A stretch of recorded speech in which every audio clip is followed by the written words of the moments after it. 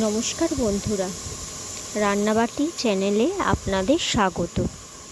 আজ আমি বানাবো ইলিশ ভাপা। প্রথমেই আমি নুন হলুদ মাখিয়ে মাছগুলিকে 15 মিনিট রেখে দেব। এরপর মশলা মাখানোর জন্য দই, পোস্ত, সর্ষে, কাজু, কাঁচা লঙ্কা নেব। 15 মিনিট মাছগুলিকে রেখে একে একে পোস্ত, কাজু, সর্ষে বাটা, কাঁচা লঙ্কার পেস্ট,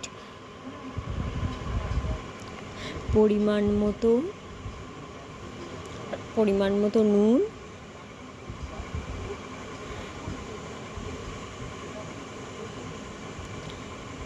4 চামচ সর্ষের তেল,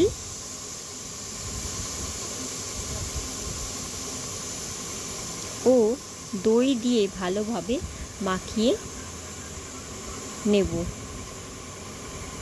উপর দিয়ে 4টি কাঁচা লঙ্কা দিয়ে ঢাকনা বন্ধ করে একটি কড়াইতে গরম জলের উপর টিফিন বক্সটি ভালোভাবে আটকে নিয়ে হালকা আঁচে 20 মিনিটের জন্য ভাপিয়ে নিলে রেডি ইলিশ ভাপা।